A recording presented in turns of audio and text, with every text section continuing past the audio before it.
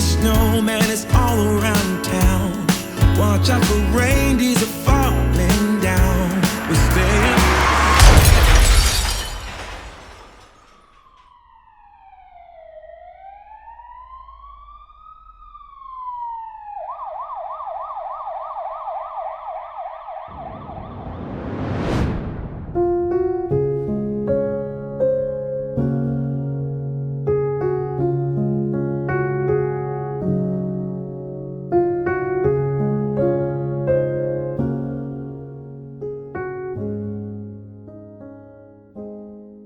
Well, when I was about 8 years old, my dad would take me on his jobs because he had his own company that was just starting out.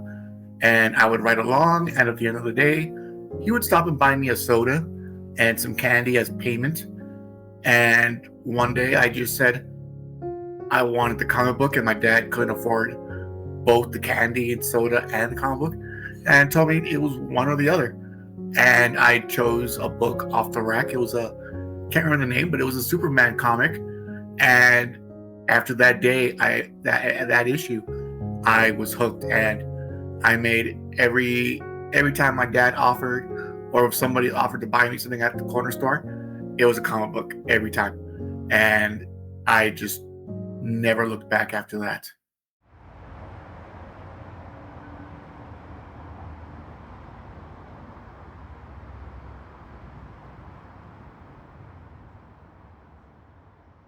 For me, I was not really the richest kid on the block. We moved around quite a bit. My dad business struggled really badly. My mom stayed at home for a good chunk of my childhood, and then had to get a job. So when I was home alone with my brothers and sister, comics were what kept me going because it was the cheapest of entertainment for us. Well, for me anyway.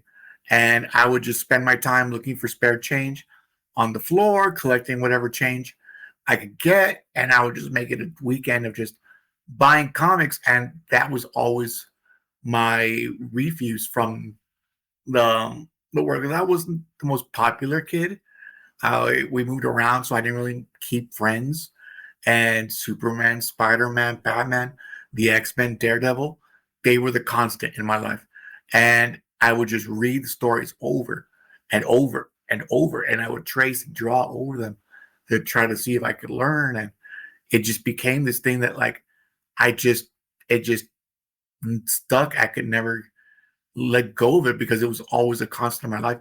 And going into high school, I jumped ahead half a semester from middle school into high school, and I was dropped in the middle of a high school semester.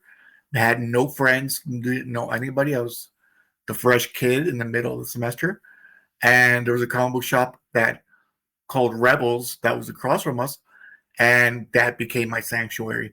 So between lunch period, um, after school, I was there talking to the shop owner, browsing all the books, spending whatever spare change I had, and during my downtime was just reading the books because I just did not have, unfortunately, the social skills from having moved around so much that I was just more comfortable reading books, which was not a bad thing because reading comics really jump started my passion for reading bigger books like philosophy and other literature books like from Dickens and Sherlock Holmes and horror stories from Stephen King and whatnot.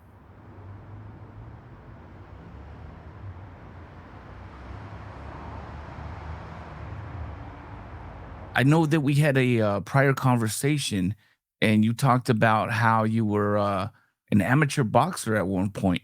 So even in the training of being an amateur boxer, you were continuing to read comics, I guess.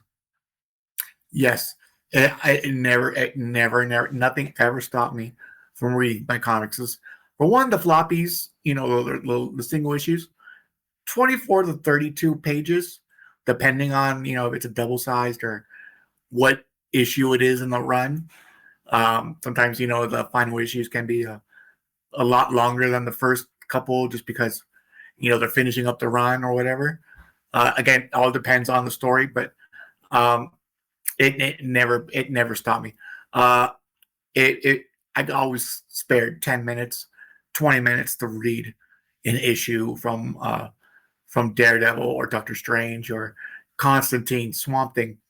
Never stopped. The passion remained in me forever, just because they it the stories are familiar, but they change them, the nuances, the subtleties, the new characters, or even the retakes, like with Miles Morales as the new Spider-Man when the Ultimate Universe came out.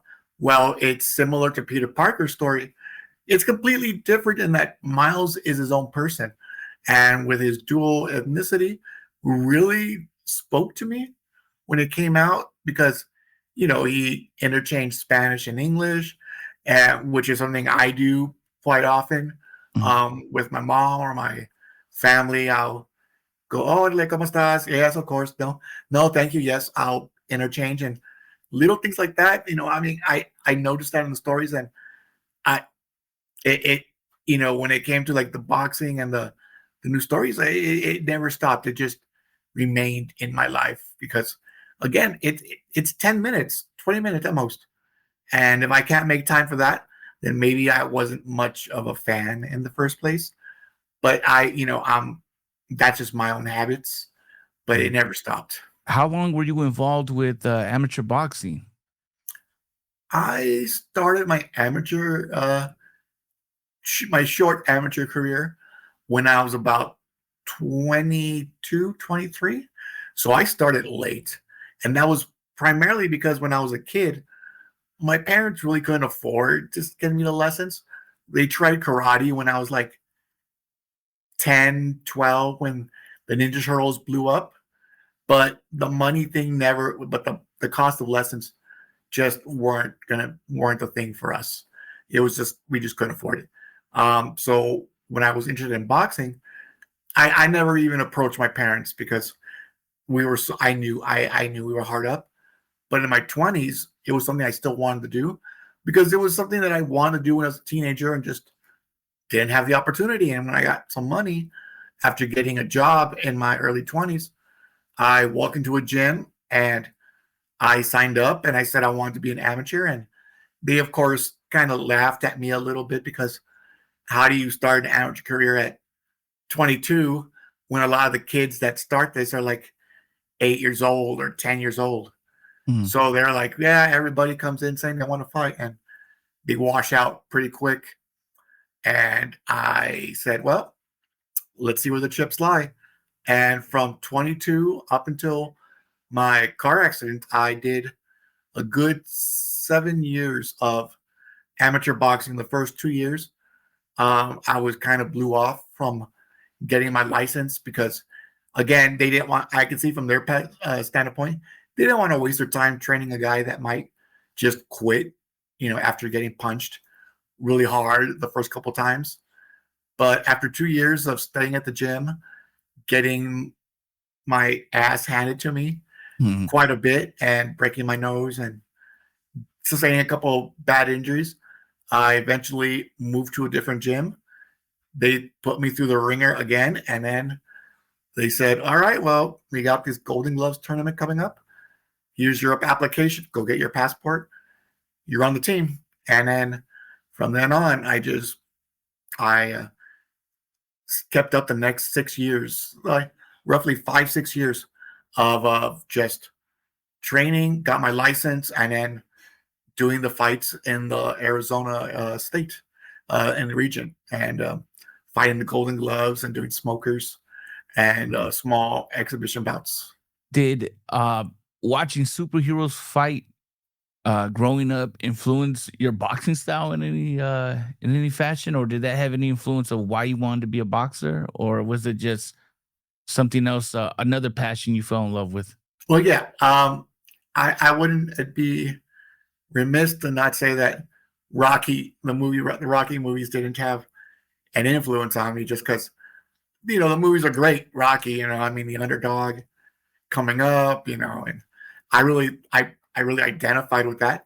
Not that I was like Rocky and a knee breaker or a bully in my neighborhood, but the just the guy that no one really saw anything in. I wasn't special as a kid. I didn't have really athletic skills to speak with, but I always was determined. So Rocky really spoke to me, and I wanted to do it because of Rocky. But when it came to comics, I'd have to say that one of my my top 5 characters is Matt Murdock, Daredevil, and his father being a boxer, him taking off as his main style, as he's a ninja, but his main fighting style, as I always identified, as is a hard nosed boxing style, always going forward. That really is that's what really pushed me forward. And of course, the Daredevil series did a wonderful depiction of Matt Murdock's father and Matt, training in the boxing ring and being, getting bloodied and picking himself up. That's what really motivated me. It was not so much the show that came out afterwards, but the fact that Matt Murdock as a character, Daredevil, one of his defining characteristics is like the theme that he had was that he always had to improve to be a better crime fighter, to be a better lawyer, to be a better person and rise above himself, and not let the devil inside him, truly take him down a dark path. I really saw that because the dude would just get beat up, and it was always, I gotta be better, I gotta get up, I gotta improve. And through injuries, through being surrounded, he always got up, and he bled, and he got broken bones. He was, as through the Born Again from Frank Miller, had his life destroyed, and he had to pick himself back up and find new life and new resolve. And really, after my accident and having to figure myself out, I looked back on that, and I was like, I gotta do that too. And so my boxing style was, as far as my heart and my desire to get up despite being overmatched by all my opponents, was to not let myself be put out on my back, and to always go forward and get up and be better.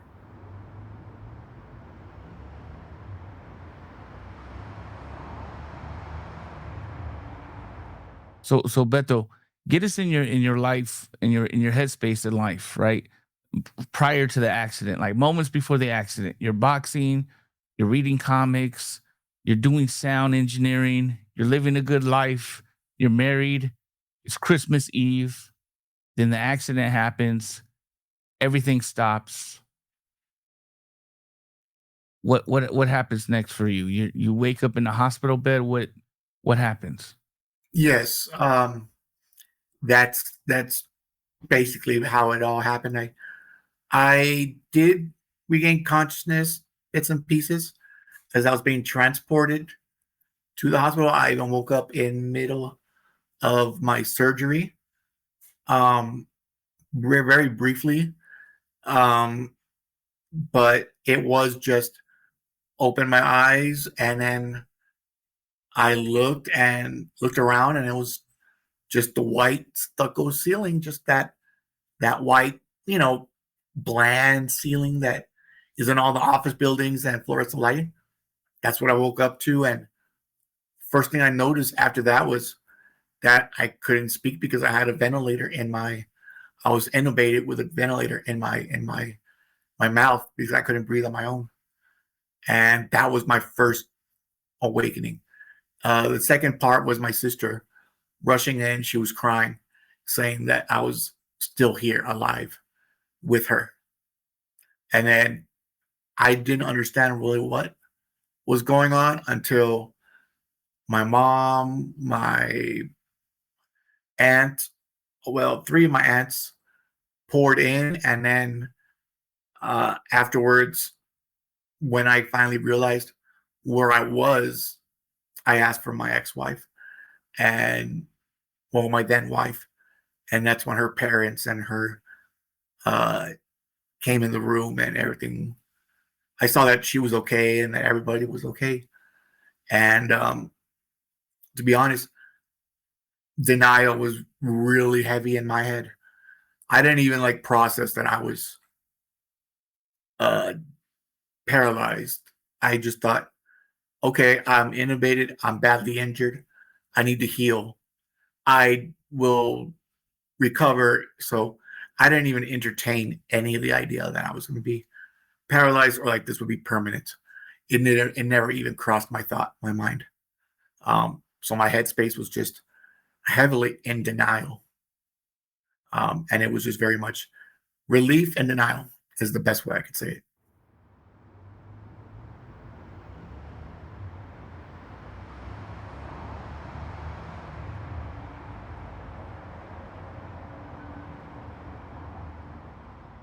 When did reality really set in for you with these are the actual consequences of this accident?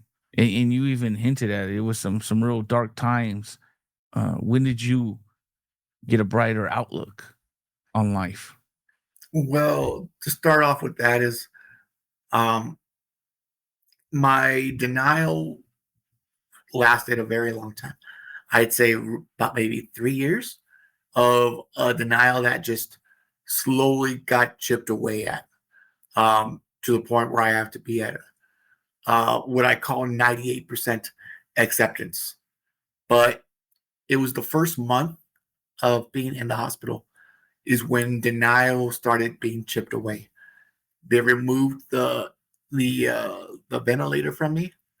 They put me on uh, a respirator, a ventilator on my throat. So like Christopher Reeve, how he breathed through a machine through his neck, I Mhm. was on that, and that's when denial started like to get away. When they were like, "Yeah, this is what it's gonna be like for you," because after a month, I hadn't improved at all. Little things got better, like I was able to move my shoulders, I was able to move my head, but that was about it. And then once I was discharged, they're like, "Yeah, but you're gonna." They gave me the pinprick test, where they poked my toes and parts of my lower body with a pen, with my eyes closed, and told me, "Tell me when you feel the pick." And I never did. And then they said, "Okay, well, your injury is C5 complete. You're going to be disabled from the neck down. Very limited motor movement in your right arm, and you're going to have to like live with a new normal of pressure changes, watching your skin, a bowel and bladder program." And then little by little, I still didn't want to accept it because all the while they don't want you to give up hope. They're always saying, well, there's new treatments coming along, new therapies, there's new techniques, there's always something coming up. And there have been I was always told by doctors, nurses, and other family members, well, there's people that have walked again a year later, 2 years later. So I always kept up the denial because I always said, that's going to be me. I'm going to be walking again. That's going to be me. And it just never happened. And every year I just got angrier and sadder at the same time when it didn't happen because it's hard to like let go of the idea that your former life that you had is gone now and forever. Never, never is it going to come back because nobody in the hospital will tell you that it's forever because they can't. Nobody wants to get sued for saying, oh, he's going to walk again. And then it never happened. Mhm. But after the first 3 years, my denial got chipped away little by little. And then I came to a place of acceptance, what I call 98% acceptance that I still maintain, where I'm okay with being in my chair. I'm okay with being in my bed, having to be taken care of by other people physically. But there's 2% of me that will never accept the fact that I am paralyzed as a matter of fact. Because in this day and age, with technology being what it is, with the wealth of this country, the sciences that are advancing, to tell me that there's no cure, there's no treatment, it to me does not exist because There's the smartest people in the world live here in the United States and throughout the world. There's billions of dollars in research that can be funneled into making people walk again, be functional, live longer, productive, healthier lives, but they're just not being funded for religious reasons, technological reasons, fears of what might happen if XYZ happen. And really, I'm stuck in the lurch of scientific progress held back by fear and conservative values that don't want to or are afraid of what a future might look like in which the paralyzed can walk again, or will disability and disease can be eradicated and treated that may not be financially viable or might come with a cost that nobody's quite understands. But from where I'm sitting, I can't abide by that because again, we made it to the moon. We send satellites into space. We have cell phones that send invisible files and signals in the air that communicate. We split the atom for nuclear weapons and nuclear power. And to tell me that they can't come up with a treatment to help me walk again or better treatments, I don't buy it. I just don't. There's smarter people out there that know. They just don't got the money, the research funds, or the attention. Mhm. But yeah, after the 3 years, I came to that 98%. And what really helped me get through that was thinking about Matt Murdock and Daredevil. Was there's better out there, and I got to seek it out, and I got to find one faith in myself. I got to get up and take my licks, and I got to say, okay, this is where this is, and I got to get up and keep going because life is going to keep going. Life doesn't care. It's going to keep going. The world will still turn, and I got to keep going with it, or I can just lay still and just let it pass, and then just let everything be for naught. Okay, so reality kicks in. You talked about going back to school. What did that look like for you? That was a big. That was scary because I had chose that I wanted to go in person versus doing virtual.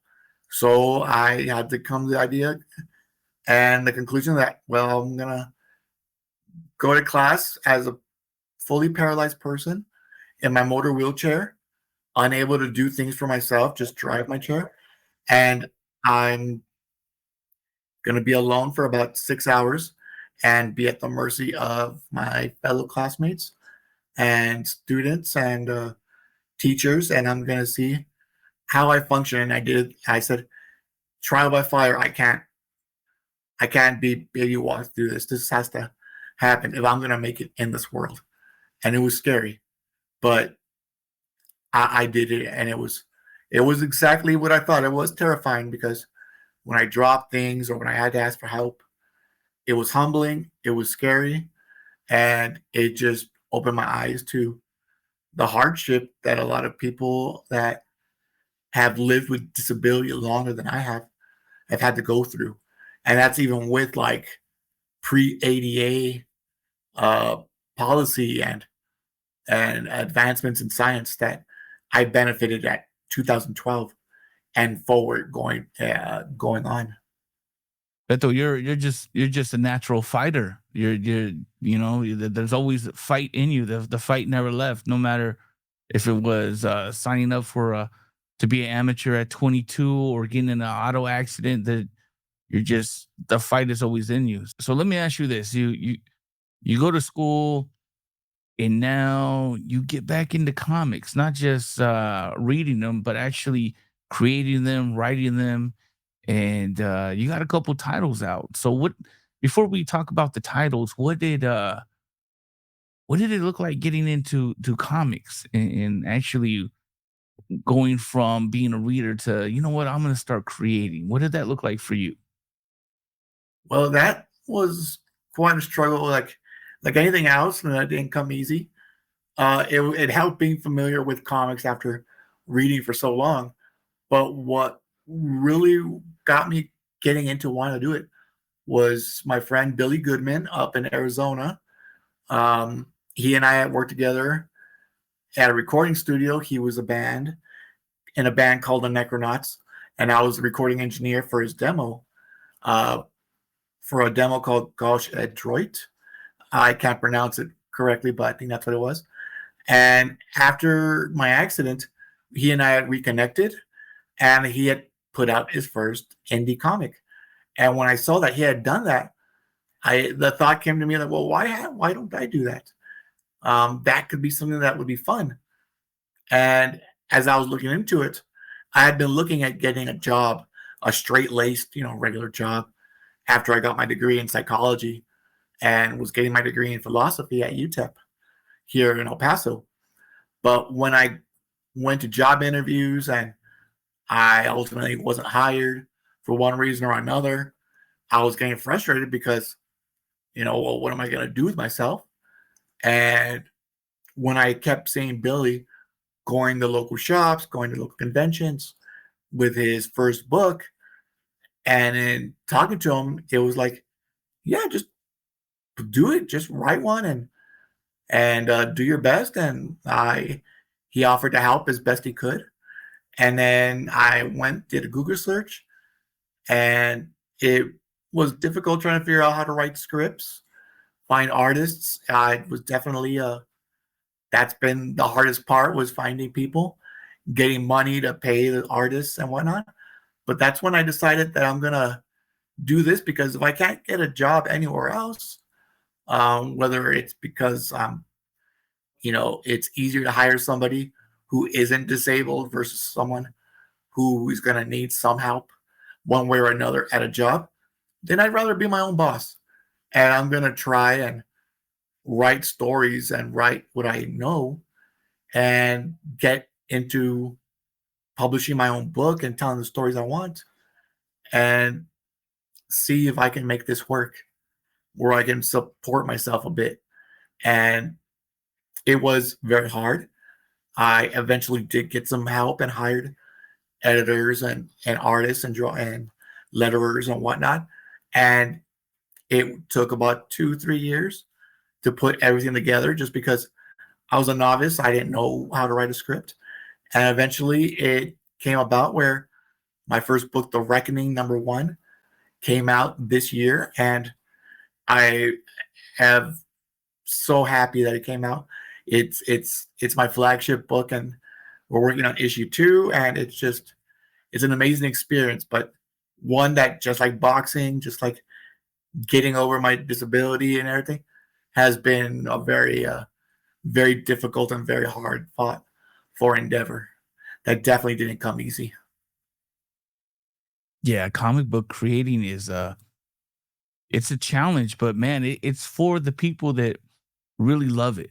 They just are in love with comics, in love with creating, to where it's hard, but it's something about it that it doesn't feel like work. It feels like this is like purpose. This is what you want to be doing, and it's amazing. Um, so let's talk about you have a interesting mascot for your company. Would you mind sharing the name of your company and where the idea for your mascot came about? Yeah, my publishing imprint is called Dash Comics. It's pronounced Dash, but it's spelled DACH Comics, as in Dachshund, because my mascot is my Dachshund Star-Lord, who I named after Peter Quill, of course, Guardians of the Galaxy. And Star-Lord became my mascot, my spokes dog, as I also call him, because when I got him as a puppy, that little dude as a dachshund, one, they're goofy little wiener dogs. Obviously, you've seen them on the internet. They're the most goofy looking dogs, and they're little, so you really don't think anything of them. But he's the toughest little dude I've ever met. I mean, he's opinionated, he's bossy, he runs around, he digs all day, he barks all day. He's opinionated. basically all little dogs, of course. Yeah. But the bravest thing about him is that when he was about a year old, maybe a year and a few months, he was attacked by a bigger dog that was our neighbor's dog who had jumped over. And we had a Chihuahua named Lola, who was a puppy. She was terrified. Had an elderly corgi that was not walking all that great. She was doing her best to bark and fend off the bigger, more aggressive dog. But Star Lord, he manned up and he said, "This is my little territory, my little galaxy." And he charged in and he defended his little sister and his older sister and got in a fight with the dog and had his ear ripped off. And he finished that fight. And that little dude just did not back down one bit, even if he was outweighed at least 4 or 5 times and by a much bigger dog. And then a year later, the dude went and got into it again. But this time, my brother had taken him outside. He was taking a squat, I think peeing or pooping outside while my brother was getting his food ready. And then my brother heard yelping and some weird sounds. He turned around and there was a bird of prey that had, I guess, was flying overhead here in Texas and around my neighborhood. You could see them in the sky high above. They're big, even from like the height that they're circling. I guess they decided that Star-Lord was going to be a good meal, and it tried to pick him up by ripping up his back. It was all ripped up. I mean, he was just skewered. And when my brother said he turned around, the falcon or the hawk had its talons dug deep into his lower back, but Star-Lord had one of its wings in his mouth, and he was ripping at it and biting at it and growling. So he was fighting back. He wasn't letting the bird of prey take him. And then my brother, of course, ran up. The bird took off, and then, got to me and told me, "Hey, I gotta take Star-Lord to the hospital and get him fixed."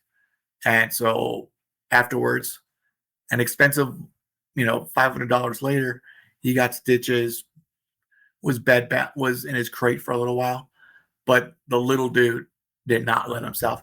And to this day, he still runs around the backyard. He looks the skies now.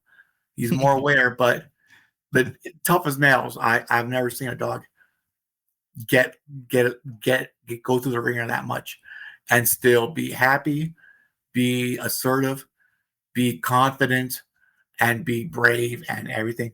And I said, you know what? That's my mascot, because nobody would have ever thought of the dachshund being that tough. Everyone thinks German shepherds, bulldogs, the big bully dogs, the aggressive, not these little guys. And if this guy's going to fight for his life that much, I'm going to do that too. And there's something to be said about that. This little dog and I have a lot in common. Alongside that, like, wiener dogs do get like something called IVD, which is they can get paralyzed from their hind legs because of their long backs. And I said, well, that's another thing we have in common. So this is fate. This is me and this breed of dog that are going to be tied together. That's my mascot. That's my dude. Man, that's an awesome story, man. Those little dogs, they don't know how big they are, and it's amazing how they act. In concluding this interview, where can people find you, Beto, online, and what is some appearances you got coming up? Well, they can find me at Dash Comics, DACH Comics.com. I can also be found on Instagram, Facebook, Blue Sky, and then also my books can be found on Blackwater Market Comics and Coffee. Those are that's a friend of mine who owns an online coffee and comic shop, and are incredible people that run that shop, that online shop, and they are hoping to get a brick and mortar at some point, but they have the best packing and best shipping policies, and overall kick-ass people, and they right now have my books online that we shipped out, and I'm hoping to be able to um, get more books into people's hands through other mediums. But right now, that's where those books can be found and where I can be found at. Well, Beto, it was a pleasure talking to you and getting to know your story. I can't wait to get a copy of the comic, your comic, and just give you some feedback on it, and and tell you how much I enjoy it. So thank you for this opportunity to share your story, and man, dude, continue the good fight, man. Continue making comics and continue protecting that little dog you have. No, thank you. And no, that little dog, we watch each other's backs. That's the way that's gonna go. Is he's got my back and I've got his.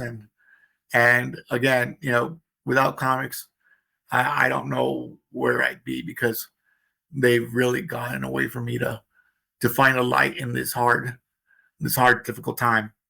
And I'm a writer die with comics. The art medium is one of the best and underappreciated, and deserves more notoriety and more esteem than it gets credit for.